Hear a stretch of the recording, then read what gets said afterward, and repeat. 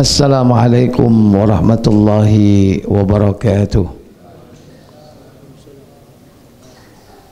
Innal hamdalillah nahmaduhu wa nasta'inuhu wa nastaghfiruh wa na'udzu billahi min sururi anfusina wa min sayyiati a'malina.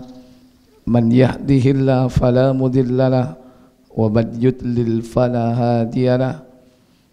Wa asyhadu an la ilaha illallah wahdahu la syarika lah wa asyhadu anna Muhammadan abduhu wa rasuluhu la nabiyya ba'da. Allahumma salli wa sallim wa barik ala Muhammadin sallallahu alaihi wa ala alihi wa ashabihi wa man tabi'ahum bi ihsanin ila yaumiddin, amma ba'd. Puja dan puji syukur kita panjatkan kepada Allah Jalla wa'ala yang telah melimpahkan nikmat kepada kita semua.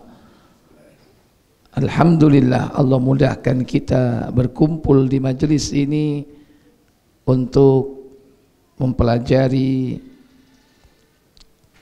karya para ulama, khususnya tentang masalah akidah.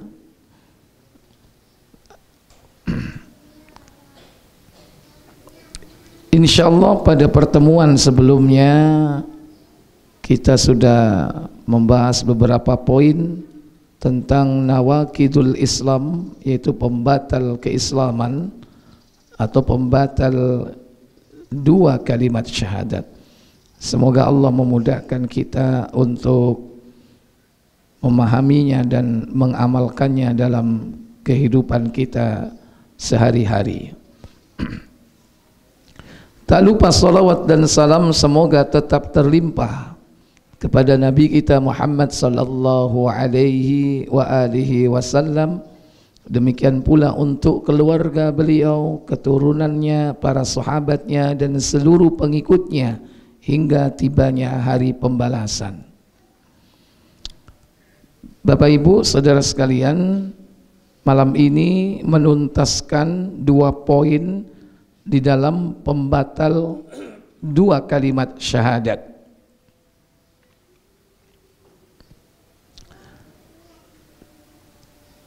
Dua poin tersebut yakni poin ke-9 dan ke-10. Yang ke-9, man i'taqada anna ba'dhan nasi, siapa yang berkeyakinan, memiliki i'tiqad bahwasannya sebagian manusia yasa'uhul khuruja an syari'ati Muhammadin sallallahu alaihi wasallam, memiliki keleluasaan untuk keluar dari syariat Nabi Muhammad sallallahu alaihi wasallam, sebagaimana kama was'al Khadir, sebagaimana yakni keluarnya Nabiullah Khidir al-khuruja an syari'ati Musa, dia keluar dari syariat Nabi Musa. Ini yang dijadikan sebagai dalil oleh orang-orang yang sekarang tidak melaksanakan syariat Islam tapi mengikuti syariat yang lain dengan beranalogi keberadaan Nabi Khidir yang tidak mengikuti syariat Nabi Musa. Maka kondisi seperti ini tidak bisa disamakan. Sebagaimana Nabi Khidir keluar atau tidak mengikuti syariat Nabi Musa. Karena Nabi Allah Musa diutus untuk Bani Israel, umatnya. Sementara Khadir bukanlah termasuk dari Bani Israel. Sehingga keberadaan Khadir ini ketika bersama Nabiullah Musa alaihi salatu wassalam yang hendak belajar, diterangkan dalam surah Al-Kahf bahwa Nabiullah Musa memiliki kitab Taurat, sementara Nabiullah Khidir mendapatkan ilmu langsung dari Allah Jalla wa'ala. Sehingga beberapa kasus yang terjadi pada saat Nabiullah Musa mengikuti Nabi Khidir bertentangan secara zahir. Kenapa lantas kemudian Nabi Khidir membunuh anak yang masih belum balik?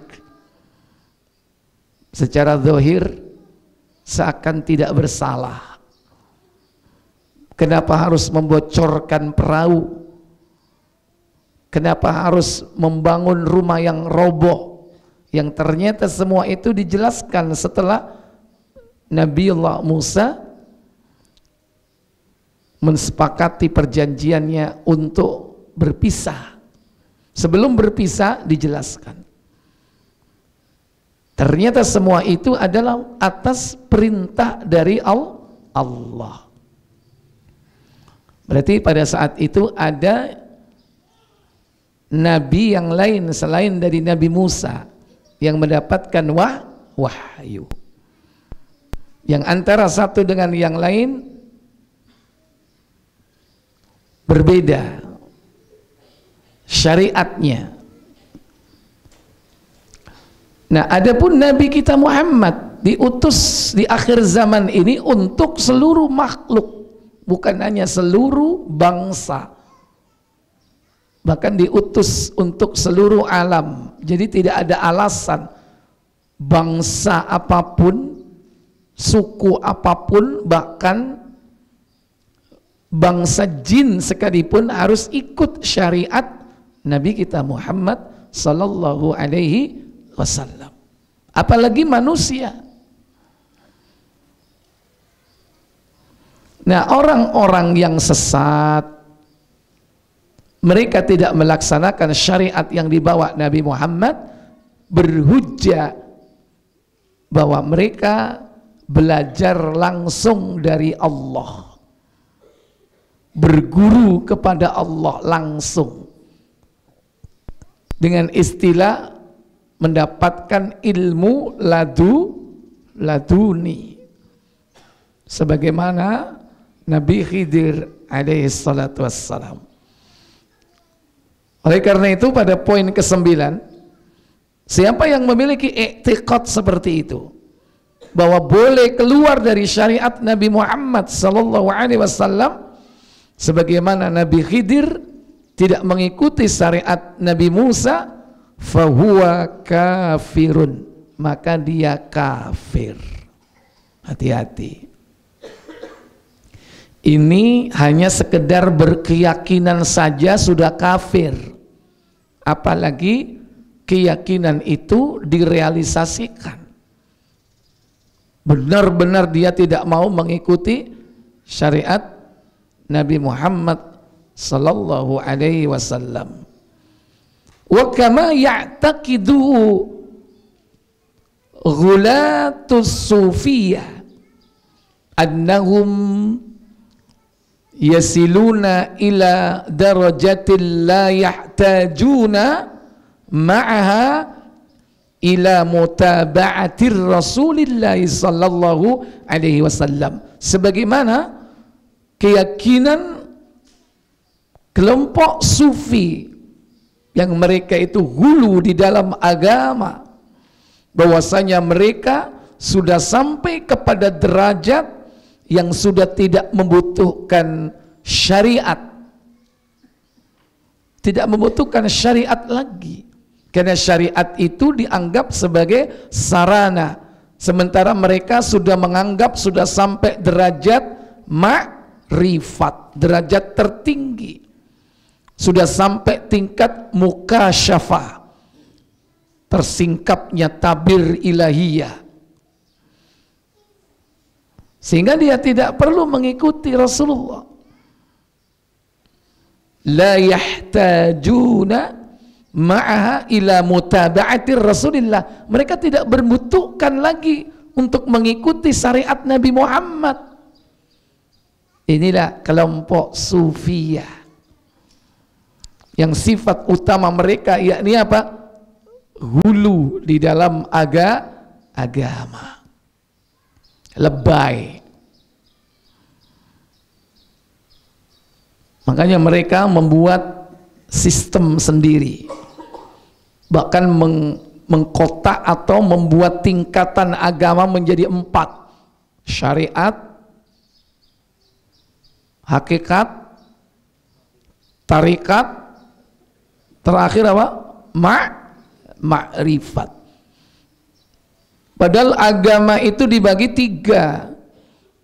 Sebagaimana Nabi menerangkan kepada Jibril, kepada para sahabat yang hadir, yaitu al-Islam, al-Iman, al-Ihsan. Itu tingkat agama, bukan syariat, hakikat, tarekat, ma'rifat, bukan. Belum lagi praktek mereka, hulu. Kata Allah dalam surah Al-Ma'idah, surah yang ke-5, yaitu pada ayat yang ke-77, Allah Jalla wa'ala berfirman, Qul ya ahlal kitab la taghlu fi dinikum ghairal haqqi wa la tattabi'u ahwa'a qaumin qad dallu min qablu wa adallu katsira wa dallu an sawa'is sabil. Apa kata Allah? Katakanlah, wahai Muhammad, hai ahli kitab, janganlah kamu berlebih-lebihan atau melampaui batas dengan cara yang tidak benar dalam agamamu, dan janganlah kamu mengikuti hawa nafsu orang-orang yang telah sesat dahulunya sebelum kedatangan Muhammad, dan mereka telah menyesatkan kebanyakan manusia, dan mereka tersesat dari jalan yang lurus. Kul, katakan Muhammad kepada umatmu. Ayat ini turun kepada Nabi sebetulnya peringatan buat umat ini, sekalipun khitabnya ini adalah untuk orang-orang Yahudi dan Nasrani. Katakan kepada mereka, ya ahlal kitab, wahai ahlul kitab, Yahudi dan Nasrani, la taghlu fi dinikum ghairal haqqi, jangan kalian ghulu di dalam urusan agama kalian ghairal haqqi, tanpa alasan yang benar, dengan cara yang tidak benar. Wala tattabi'u ahwa'a qaumin, jangan kalian mengikuti hawa nafsu suatu kaum yang bagaimana? Qad dallu min qabl, yang dulunya sudah tersesat di antara orang-orang musyrik.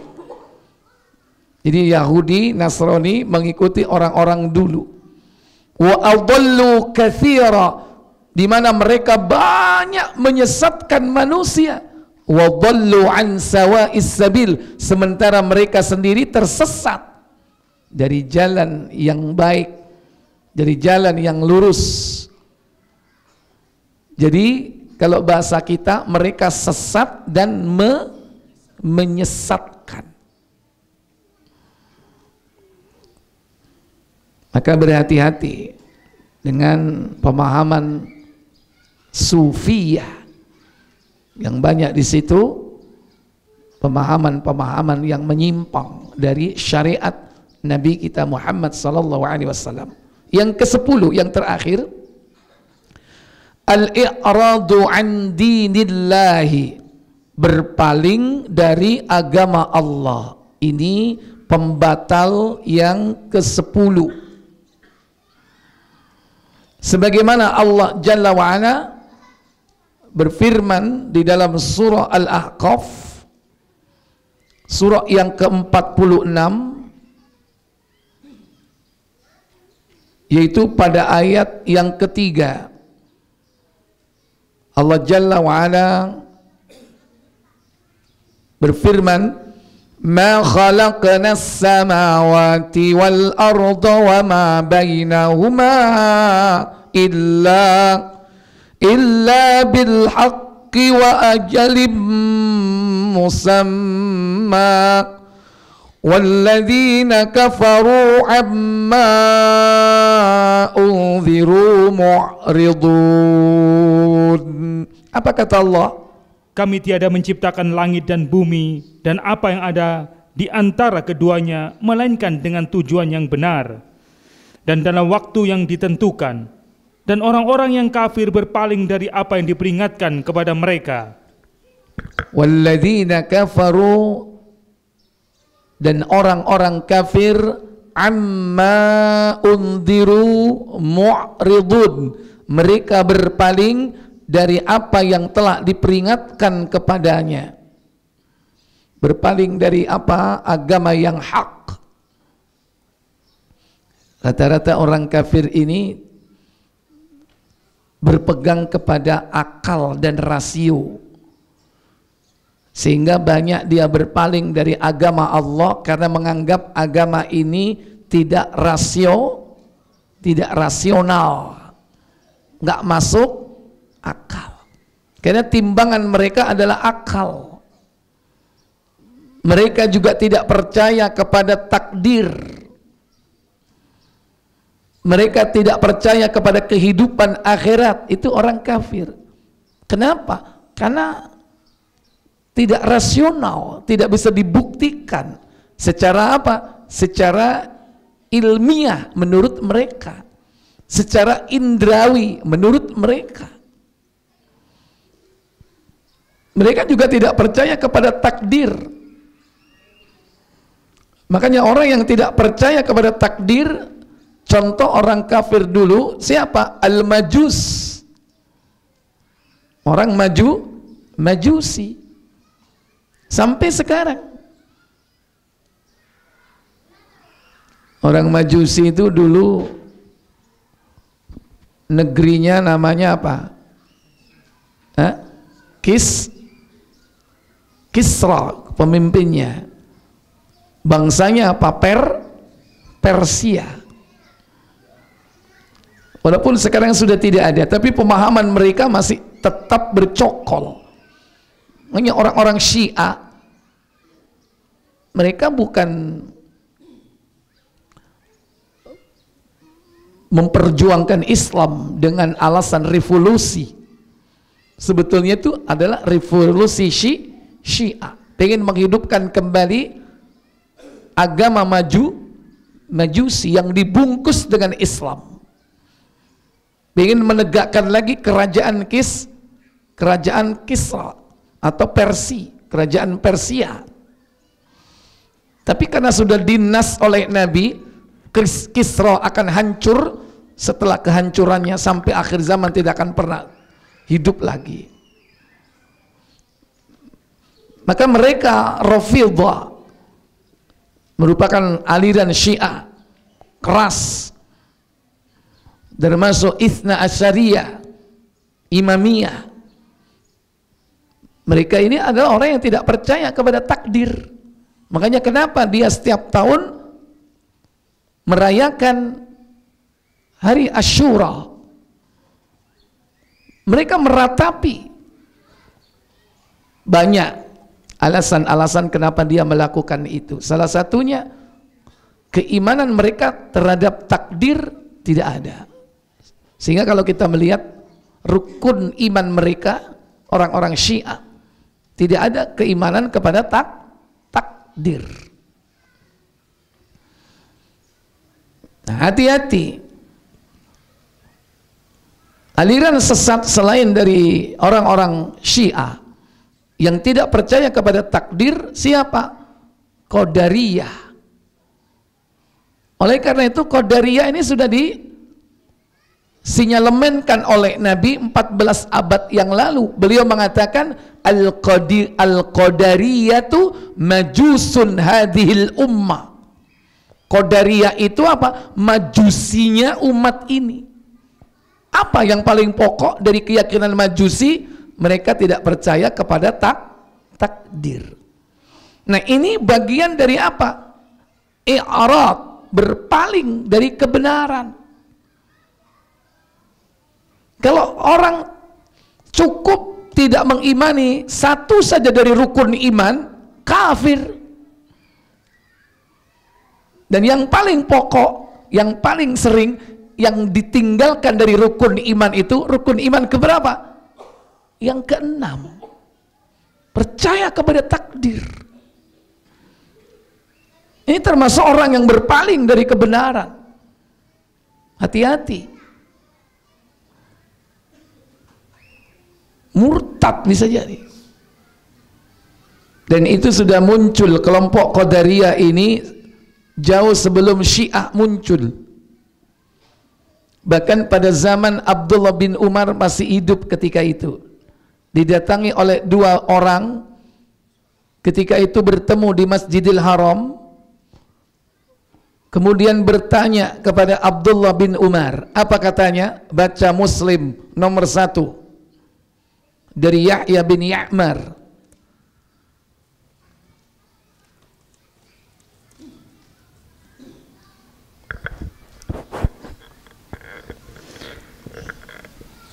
Dari Yahya bin Ya'mar radhiyallahu anhu berkata, orang yang mula-mula bicara di Basra menentang adanya qadar ialah Ma'bad al-Juhani. Itulah tokoh pertama yang menentang adanya takdir, yakni Ma'bad al-Juhani. Dia muncul di kota Basrah. Kalau sekarang Irak ya, wilayah Irak. Dulu ada namanya kota Basrah. Muncul ini Ma'bad al-Juhani. Apa yang mereka dakwahkan? Lanjut. Maka pada suatu ketika aku dan Humaid bin Abdurrahman al-Hamairi sama-sama pergi haji atau umroh. Kami berdua sepakat jikalau bertemu dengan salah seorang sahabat Rasulullah SAW, kami akan menanyakan kepada mereka masalah qadar itu. Berarti dua orang ini tabi'in, Yahya bin Ya'mar dan Abu Abdurrahman al-Himyari. Keliru itu, bukan al-Hamairi. Dicoret Pak Didi, engkau keliru mana? Al-Himyari. Punyanya sini. Hah? Punyanya. Oh, punyanya sini. Oh, dicoret. Ya. Abu Abdurrahman al-Himyari. Kedua tabi'in ini ternyata bertemu Abdullah bin Umar. Di mana? Lanjut. Justru kami bertemu di dalam masjid dengan Abdullah bin Umar bin Khattab. Kami langsung mendekati dan mengapitnya di kanan kiri beliau. Dalam pada itu aku telah menduga bahwa sahabatku Humaid akan menyerahkan pembicaraan kepadaku. Kataku kepada Abu Abdurrahman, telah muncul di hadapan kita para pembaca Al-Quran dan para ilmuwan. Mereka mendakwakan bahwa qadar itu tidak ada. Iya. Jadi pada zaman sahabat sudah muncul orang-orang yang mengklaim, mendakwakan bahwa takdir itu tidak ada. Dan inilah yang dikatakan oleh Nabi, Al-Qadariyatu majusun hadhil ummah. Qadariyah itu majusinya umat ini. Terus, segala sesuatu terjadi menurut kodratnya, tanpa didahului qadar dan ilmu Allah. iya, itulah keyakinan mereka, bahwa segala sesuatu itu terjadi menurut kodratnya, secara alamiah terjadi begitu saja, tanpa didahului oleh apa? Oleh ilmu Allah, dan tanpa didahului oleh takdir. Sementara kita meyakini bahwa Ahlus Sunnah wal Jamaah itu harus memahami rukun takdir. Ada 4 rukun takdir. Pertama al-ilmu, yang kedua al-kitabah, yang ketiga al-masyiah. Al-masyiah Dan yang keempat apa? Al-khalqu, penciptaan, al-ilmu, al-kitabah, pencatatan, al-masyi'ah, kehendak, al-khalqu, penciptaan. Rukun takdir 4 ini harus diimani dengan benar. Awalnya apa? Ilmu, bahwa Allah itu sudah tahu semuanya. Ilmu Allah meliputi segala sesuatu. Ilmu Allah itu azali, dari awal sampai akhir. Bahkan Allah Jalla wa'ala pertama kali menciptakan makhluk adalah apa? Qalam, pena. Dan pena diperintah oleh Allah, uktub, tulislah. Kata qalam, madza aktub, apa yang harus aku tulis. Maka kata Allah, uktubil maqadiral khalaik ma huwa kainun ilal abad. Tulislah catatan takdir seluruh makhluk mulai dari awal sampai akhir. Nah, menurut dakwahan orang-orang Mu'tazilah bahwa takdir itu tidak ada. Segala sesuatu terjadi dengan sendirinya tanpa didahului oleh ilmu Allah Jalla wa'ala. Terus apa kata Abdullah bin Umar menanggapi pengaduan dari 2 tabi'in tersebut? Jawab Abdullah bin Umar, apabila engkau bertemu dengan mereka, katakan bahwa aku tidak sependapat dengan mereka. Ya. Demi Allah, kalau mereka mempunyai sebungkal emas, kemudian emas itu dinafkahkannya, maka Allah SWT tidak akan menerima nafkah mereka itu, sehingga mereka iman dengan qadar. Iya, kata Abdullah bin Umar, lau anfaqa mithla Uhudin dahaban, sekiranya mereka menginfakkan emas sebesar gunung Uhud, ma kubila minhu, tidak akan pernah diterima infaknya, hatta yu'mina bil qadri, hingga mereka beriman kepada takdir. Jadi kalau orang nggak beriman kepada takdir, maka tidak akan diterima infaknya di jalan Allah. Sekalipun kau infakkan emas segede gunung Uhud. Itu artinya apa? Artinya bahwa dia sudah tidak Islam lagi, karena amalnya tidak akan diterima. Karena amal orang kafir itu apa? Bagai fata morgana, nggak bermanfaat buat dirinya. Ikhwatal iman, a'azzani Allah wa iyyakum. Kemudian muallif menukil ayat yang lain di dalam surah, yakni As-Sajadah, surah yang ke-32, pada ayat yang ke-22.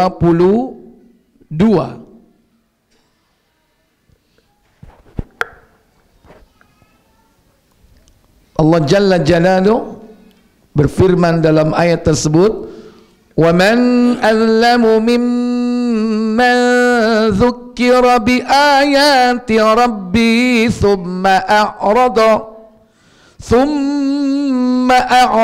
anha inna minal mujrimina muntaqimun. Apa kata Allah? Dan siapakah yang lebih zalim daripada orang yang telah diperingatkan dengan ayat-ayat Rabb-Nya, kemudian ia berpaling daripadanya?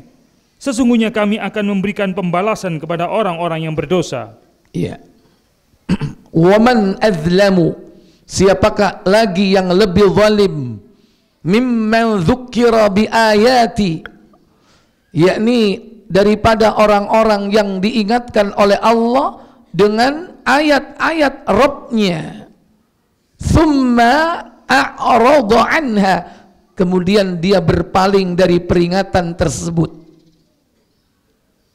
Orang yang berpaling dari peringatan Allah Jalla wa'ala, bukan hanya dia keluar dari agama ini, tapi siksa sudah menanti. Di kubur dia akan disiksa, di akhirat dia akan disiksa. Wa man a'rada an dzikri, barang siapa yang berpaling dari peringatanku, kata Allah, fa inna lahu ma'isyatan dongka, maka akan aku beri dia penghidupan di dunia ini dengan penghidupan yang sempit. Di dunia hidupnya sempit. Sempit apanya? Jiwanya sempit, hatinya sempit. Kalau hartanya bisa banyak, tuku opo wae kelakon, karek nduting, iki omah iki piro? Bungkus. Orang kafir, ad-dunya sijnul mu'min wa jannatul kafir. Surga buat orang kafir. Tiap hari nikmatnya berlipat-lipat ditambah oleh Allah. Kenapa? Karena surganya di mana? Di dunia. Makanya jangan silo dengan kehidupan orang kafir. Diberi kelapangan harta di dunia ini. Bisnis moncer. Tambah meningkat. Cabang di mana-mana, duit banyak, harta melimpah, oma tambah, mobil tambah, bojo satu, gendane sing akeh. Itu orang kafir. Kalau kita kan dikasih fasilitas 4, ya kan? Tapi gendaan kau oleh. Nek kon mek siji yo salamu dhewe. Karena orang kafir itu mati urip kudu situ. Nggak boleh cerai. Meskipun keluarganya berantakan, pantang bagi mereka bercerai, pantang meskipun mereka hidup dewe-dewe. Maksudnya apa? Kumpul saoma, kumpul sak kamar, tapi duwe gendaan dewe-dewe. Ini orang kafir bagi surga. Tapi kita tidak seperti itu. Makanya jangan jadi kiblat dalam hidup ini. Jangan heran, jangan silo dengan kehidupan orang kafir. Secara materi dilapangkan oleh Allah, tapi hatinya sempit. Ma'isyatan dongka, itu di dunia sudah ditunjukkan. Kenapa? Hidupnya nggak akan tenang. Tidur di atas spring bed yang empuk, gelebak, ya kan? Nggak bisa tenang orang kafir. Hatinya tidak, jiwanya gersang, jauh dari Allah Jalla wa'ala. Jauh dari ketenangan hidup. Dia bisa tidur itu kalau sudah minum obat tidur. Minum obat tidur baru isok turu. Sampean enggak. Ya kan? Saking enake urip dikai kelapangan, turu sanggon-gon. Ya kan? Ngaji senden.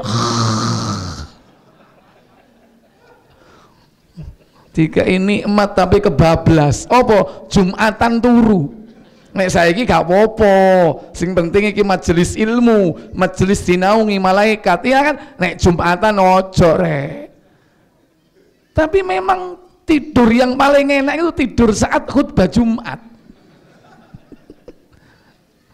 Saleh tahu ngerasakno kabeh. Makanya saya setuju kalau Jumat itu libur, ya kan? Kan Islam itu Jumat itu libur gak? Libur mestinya, sehingga apa? Persiapan untuk ibadah Jumat. Lah sing garai ngantuk itu apa? Yo gak prei nyambut gawe ini. Lah dari pagi sudah keliling, apa menek sales, ya kan? Keliling rono rene sampai nyambut gawe. Begitu Jumatan melebu kena AC, bles hilang. Ya itu sing garai. Coba kalau libur kita siapkan. Kalau perlu sebelum kita Jumatan tidur sejenak. Jam berapa? Jam 9, jam 10 tidur. Supaya apa? Supaya saat khutbah Jumat menteleng. Kita enggak. Kadang-kadang ketokane pura-pura zikir goyang-goyang. Padahal ngantuk. Ini. Ya. Jadi di antara bentuk kekufuran, yakni orang yang berpaling dari agama Allah, baik secara kulliyah atau secara yakni juz'iyah. Satu saja dalam urusan pokok agama dia berpaling darinya, kufur.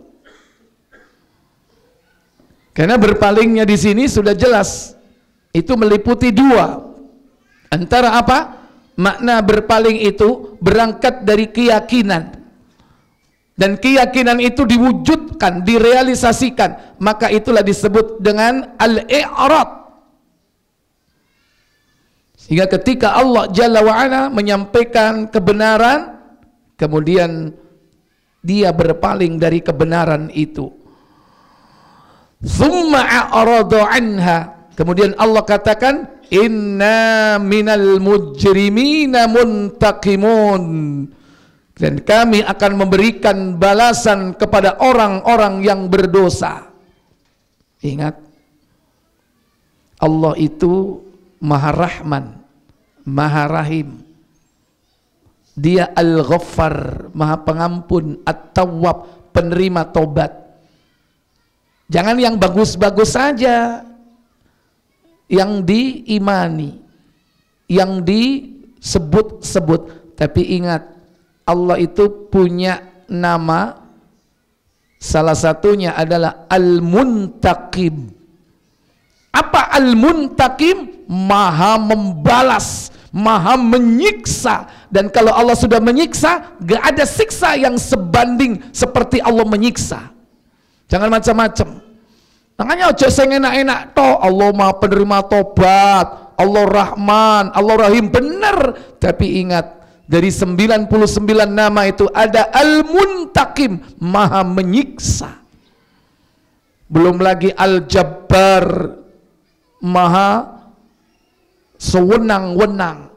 Al-Mutakabbir, maha sombong. Allah itu memaksakan kehendak. Al-Jabbar, Allah itu sombong. Al-Mutakabbir.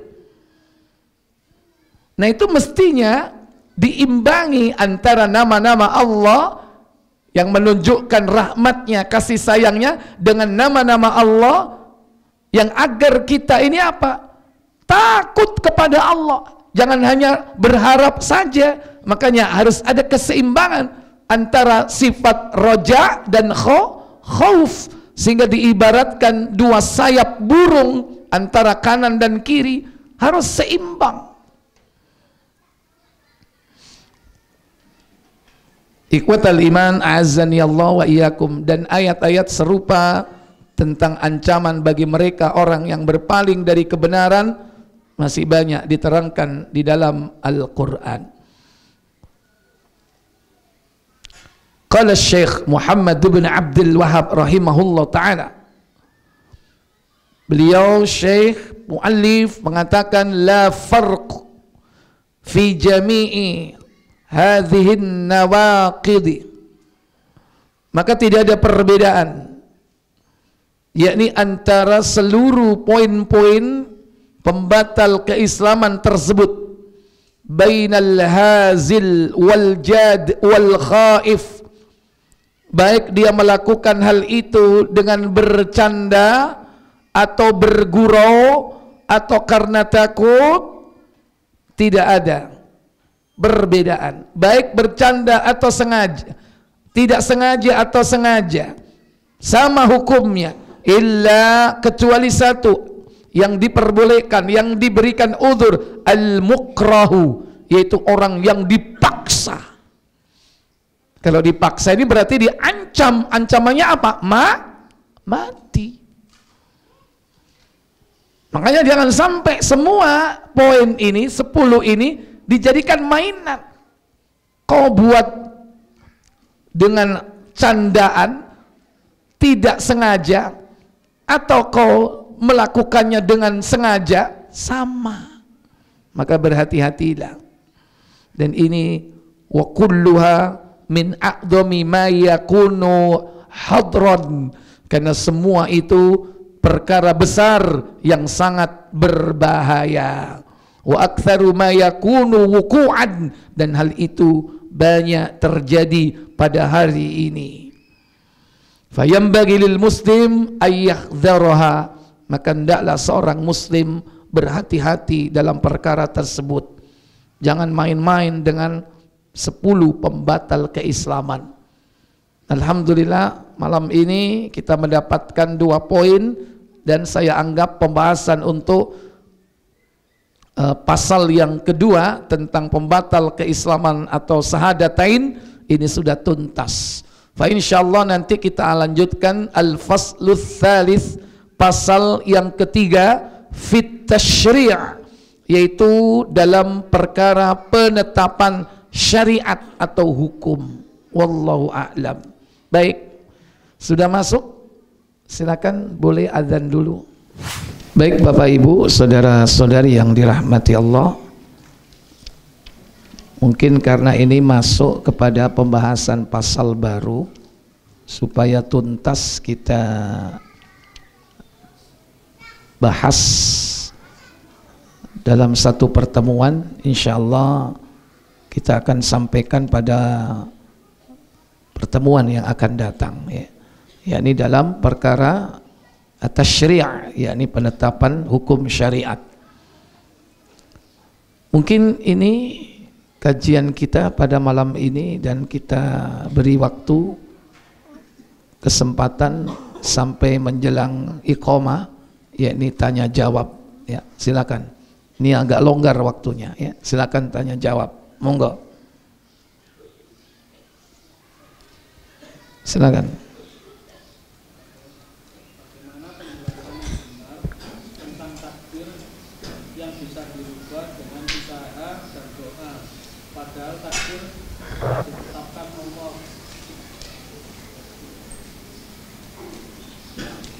Ya, baik, yang perlu dipahami bahwa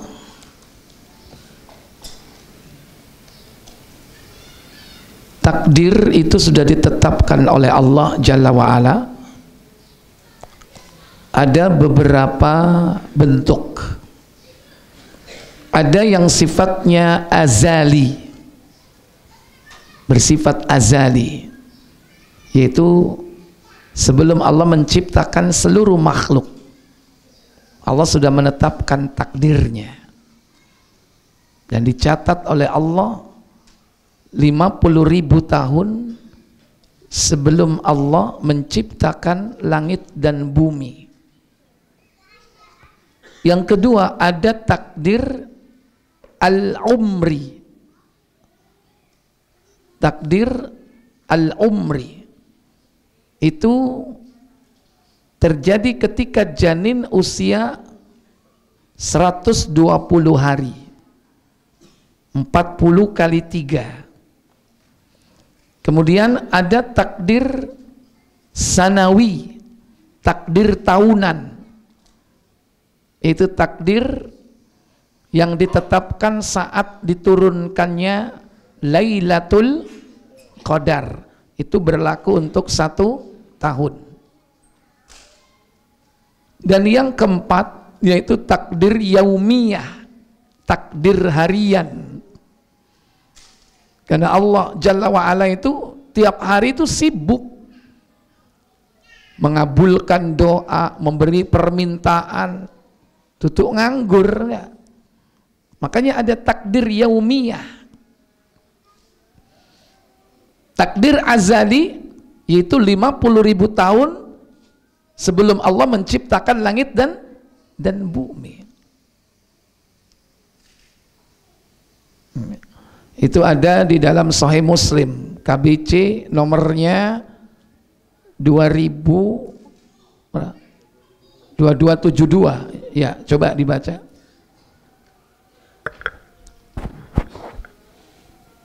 Takdir, silakan. Dari Abdullah radhiyallahu an, ia berkata, bukan itu takdir, itu takdir al-umri kalau itu Abdullah ya. Iya. Itu tentang 420 hari kalau itu. Setelahnya 227 berapa? 50.000 tahun sebelum Allah menciptakan langit dan bumi. 2276 atau 77 di situ.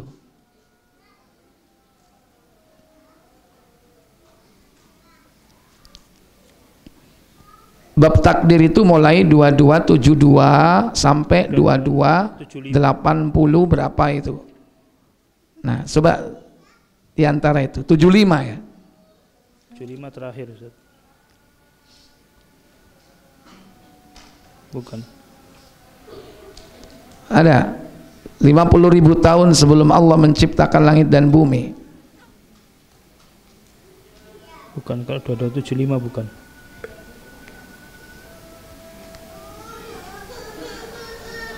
Ketemu? Enggak. Enggak ada. Dari siapa? Ketemu nggak? Enggak ada. Dibaca satu-satu urut situ.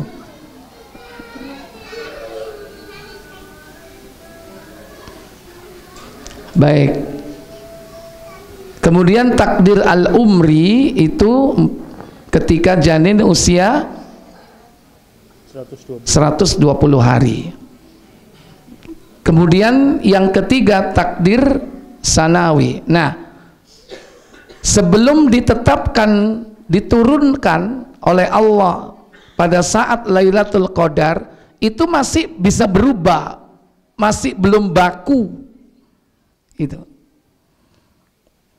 Baru ketika sudah diturunkan saat Lailatul Qadar itu menjadi baku. Kata Allah, buka surah Ad-Dukhan 44, tafsir Ibnu Katsir ayat 4. Hamim wal kitabil mubin, inna anzalnahu fi lailatin mubarakah, inna kunna munzirin, fiha yufraku kullu amrin hakim. Ayo baca lengkap.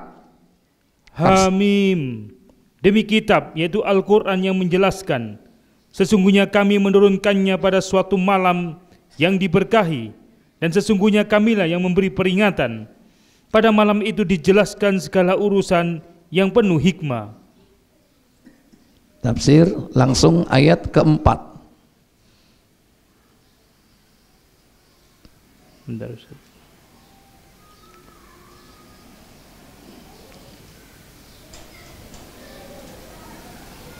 Tuhan.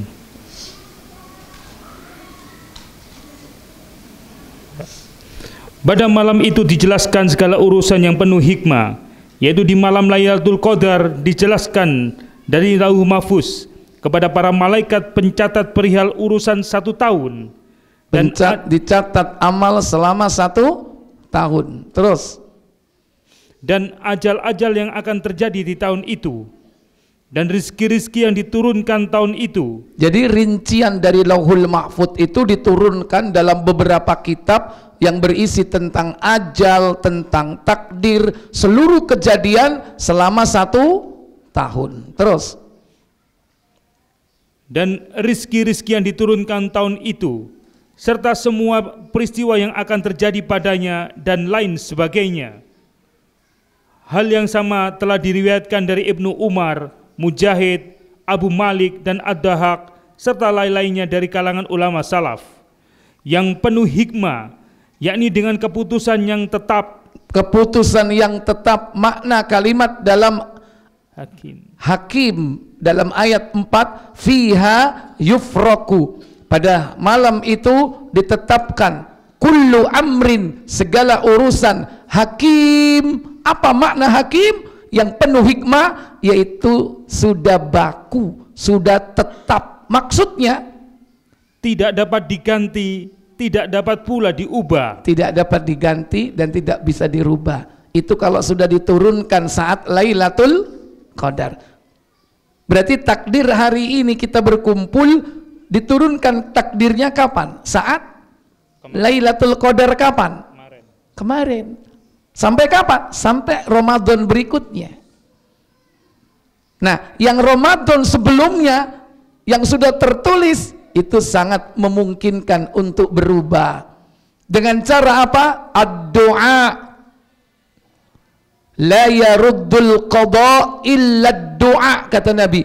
Tidak ada yang dapat menolak qada. Apa qada? Yaitu ketetapan, ketentuan. Kalau sudah terjadi takdir, kalau qada ditetapkan. La yaruddul qada illa ad-du'a. Tidak ada yang menolak qada, ketetapan, kecuali doa. Maka berdoalah. Barangkali dengan doa itu Allah merubah takdir atau ketetapan itu. Makanya nanti ada yang masyiah, dikehendaki, ada yang tidak dikehendaki. Itu pada rukun ketiga. Dari apa yang sudah ditetapkan Alkitabah, ada yang dikehendaki oleh Allah, ada yang tidak dikehendaki. Dan yang penting di sini Bapak Ibu, bahwa seandainya menurut kita takdir kita itu berubah, itu adalah menurut ilmu kita. Menurut ilmu Allah ada yang berubah atau tidak? Nggak ada yang berubah. Kenapa? Perubahan itu sendiri sudah diketahui oleh Allah. Jangan-jangan itu memang bagian dari takdir perubahan itu. Aku biyen melarat, wong tuaku melarat, aku semangat belajar, rajin belajar, saya berdoa, belajar berdoa, jadi bintang kelas, masuk perguruan tinggi, nilainya kumlot, sarjana, kemudian dia bekerja, prestasi bagus, jadi manajer, jadi direktur, jadi CIO.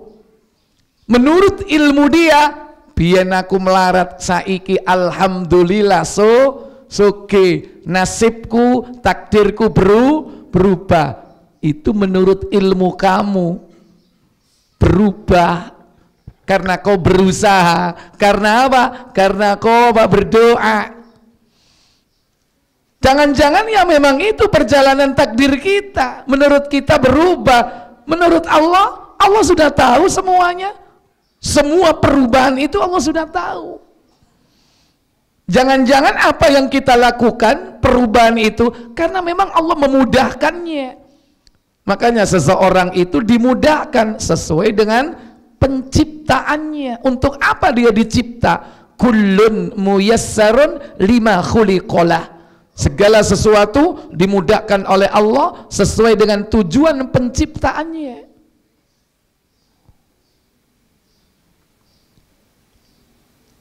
Nah, kalau misalnya saya ini berdoa tapi kok gak berubah-berubah Ustadz, katbian pancet ae. Aku bendina Allahumma inni as'aluka ilman nafi'a wa rizqan thayyiban, bahkan dirubah warizqan wasi'an, rizki yang luas. Pancet ae saiki dadi kontraktor gak mari-mari, kontrak sana, kontrak sini. Gimana?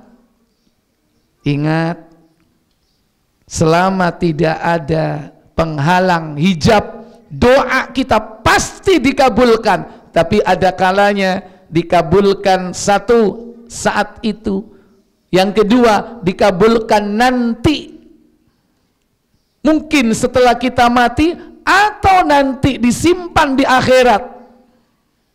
Atau yang ketiga, doa itu bisa menghindarkan kita dari bala bencana yang sepadan dengan doa kita. Dihindarkan dari musibah. Makanya nggak ada istilahnya rugi dalam berdoa. Meskipun sampai hari ini kita belum mendapatkan apa yang kita minta. Jangan pernah bosan meminta, terus meminta. Meskipun permintaanmu itu menurut akal nggak masuk. Ya Allah, jadikan aku presiden ya Allah. Boleh nggak doa seperti itu? Selama tidak ada penghalang, pasti dikabulkan. Cuman mungkin gak sekarang. Ketemu piro kan arep lawan Jokowi. Ya kan, ketemu piro. Mungkin hari ini tidak dijadikan presiden. Nanti suatu saat, kalau tidak di dunia, di mana? Di mana? Disimpan di akhirat. Diberikan doa itu nanti di akhirat. Yang penting bagaimana utuhnya keyakinan kita dan keikhlasan kita dalam berdoa, serta apa? Membersihkan penghalang-penghalang doa, hijab-hijab doa itu. Cuman kadang ada doa kita ini tidak dikabulkan karena apa? Karena terhalang, terhijab, makanan yang haram, minuman yang haram, pakaian yang haram, dibesarkan dari harta yang haram. Kata Nabi, fa anna yustajabulah, bagaimana mungkin doanya dikabulkan? Atau berdoa istijal, atau berdoa dalam urusan dosa, mengandung dosa, atau apa? Qati'ur rahim, memutus silaturahmi, itu penghalang doa. Nah, itu harus dibersihkan. Kalau nggak ada penghalang, pasti dikabulkan. Kapan? Kalau nggak sekarang, nanti. Itu harus diyakini seorang mukmin.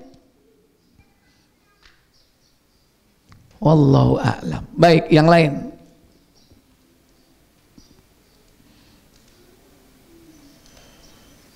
Silakan.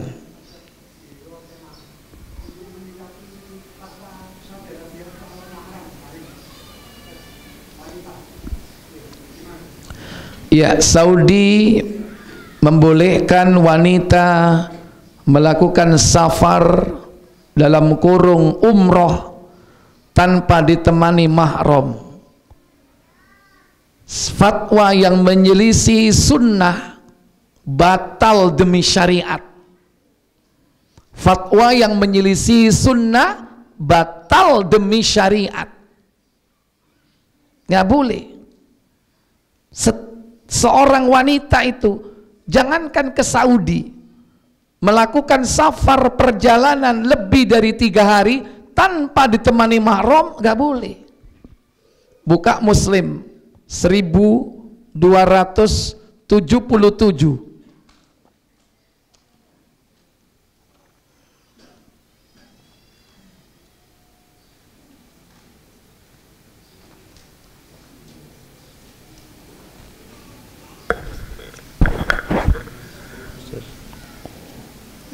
Dari Abdullah bin Umar radhiyallahu anhuma, ia berkata, apa katanya? Nabi SAW bersabda, apa sabda beliau? Seorang wanita yang beriman kepada Allah dan hari kiamat tidak boleh melakukan perjalanan selama 3 malam, melainkan harus disertai mahram. Iya.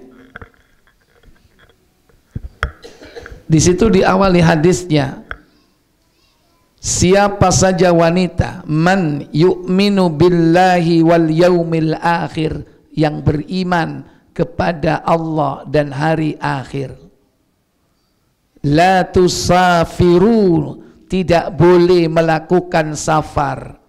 Berapa tadi?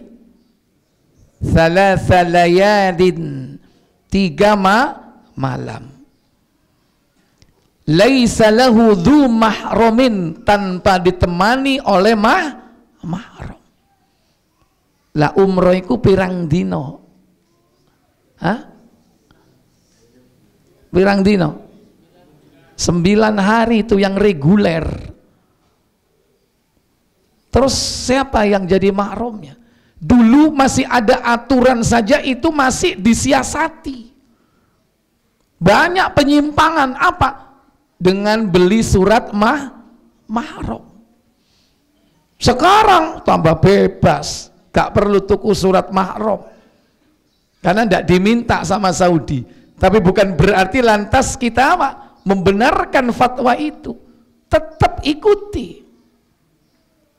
1278, lanjut.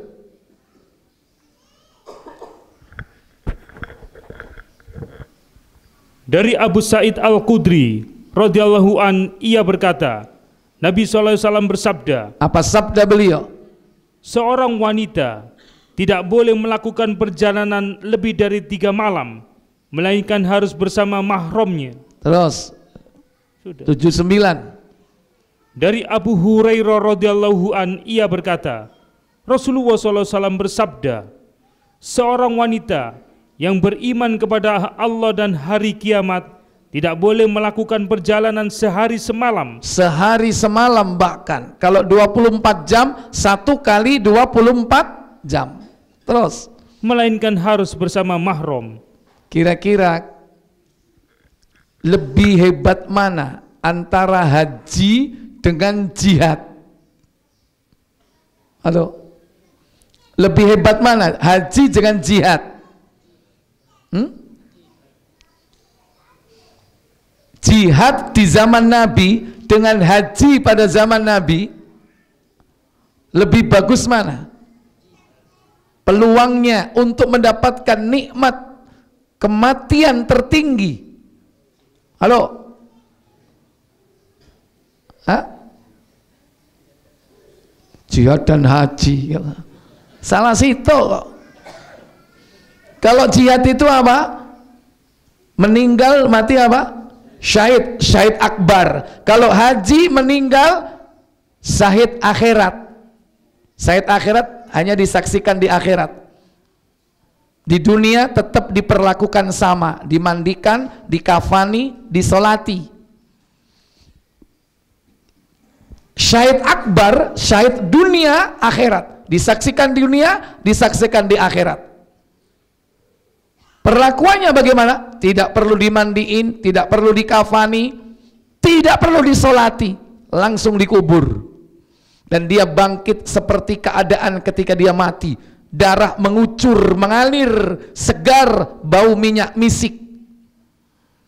Makanya mereka yang terpenggal kepalanya, terpotong tangannya, pecah kepalanya, kena mortir, hancur kena ranjau, itu nanti bangkit di padang mahsyar dengan keadaan seperti itu.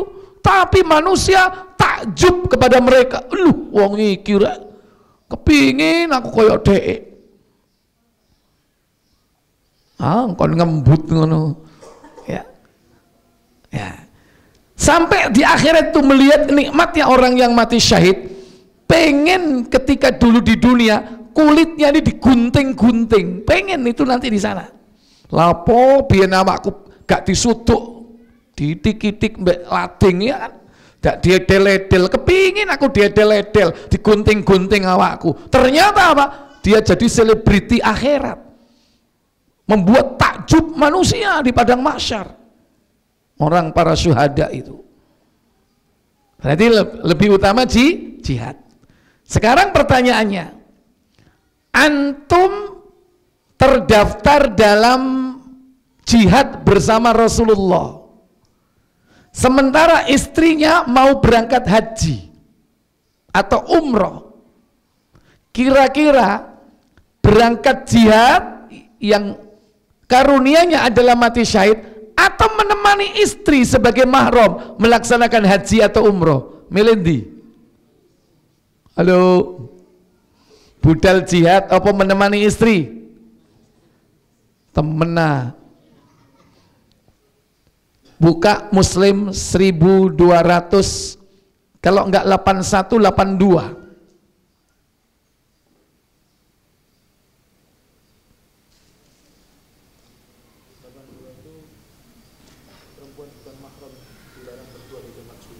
Delapan dua, 81 berarti. 82 berarti. 80. Dicarilah, dibaca dalam hati. Anaknya, suaminya, bapaknya bersama mahram.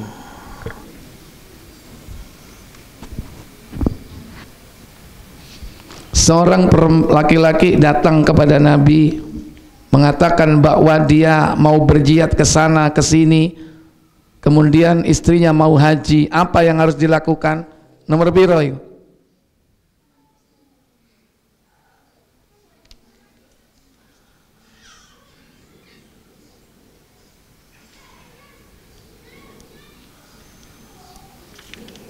Masuk gak nemu ya, sekitar situ. Iya.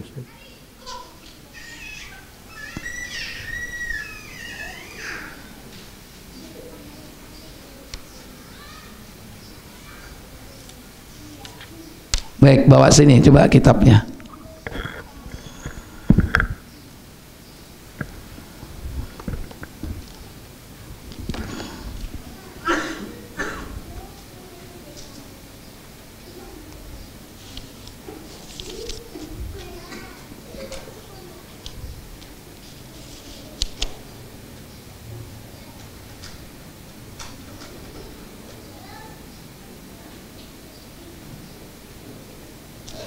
Satu 1281 bener. Iya, bacanya nggak sampai habis soalnya. Iya, 1281.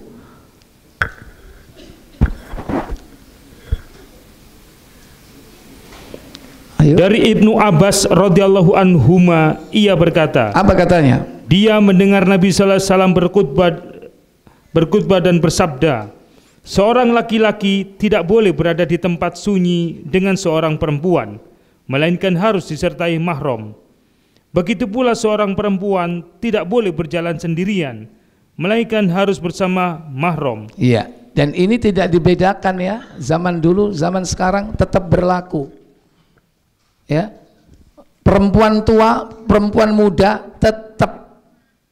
Ustaz wis tua, Ustaz wis swidak.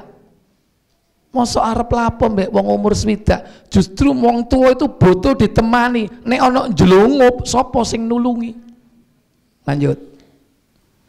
Tiba-tiba berdiri seorang laki-laki, lalu dia bertanya, Apa katanya? istriku hendak menunaikan ibadah haji, Ya Rasul, istriku mau berangkat haji atau umroh, sedangkan aku ditugaskan pergi berperang ke sana dan ke situ. dan aku ditugaskan pergi berjihad. Ini zaman Nabi loh ini.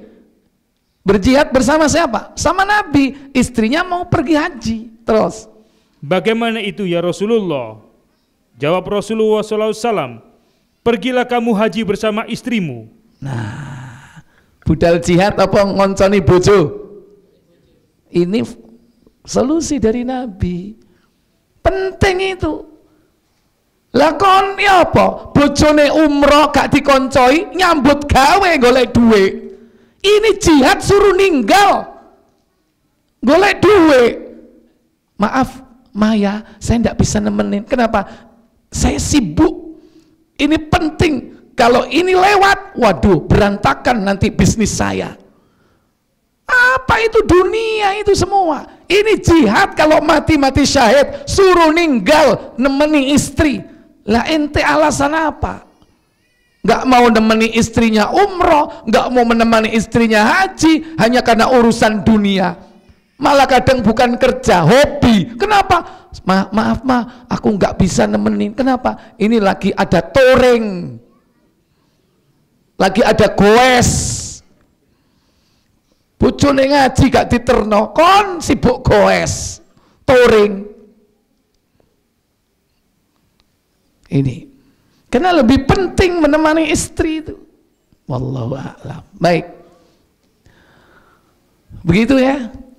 Tidak ada bedanya dulu sekarang, karena hukum ini berlaku sampai akhir zaman. Dan ingat, itu tanda fitnah akhir zaman. Dan tunggu nanti Saudi akan banyak perkara-perkara yang itu dulu dijaga, dipelihara, karena itu syariat Allah, kemudian dipereteli situ-situ. Tunggu aja, jangan heran, karena ini sudah fitnah. Artinya apa? Sampai nanti kepada puncaknya muncul fitnah Dajjal. Sudah, itu biasa itu. Tinggal aja nanti itu. Dulu wanita nggak boleh naik mobil, sekarang boleh. Dulu nggak ada tontonan di mana? Di Saudi ada nggak konser musik? Sampai ngundang rapper, ngundang dari luar negeri, bintang-bintang. Dulu ada nggak? Ya sudah. Lihat aja nanti satu persatu akan muncul perkara-perkara fitnah dahsyat di akhir zaman. Dan yang menjadi ukuran memang negeri mana? Jazirah Arab. Itu yang jadi ukuran. Ya, wallahu a'lam. Kita tutup dengan kafarat majelis. Subhanakallahumma wa bihamdik, asyhadu an la ilaha illa anta, astaghfiruka wa atubu ilaik. Wassalamualaikum warahmatullahi wabarakatuh.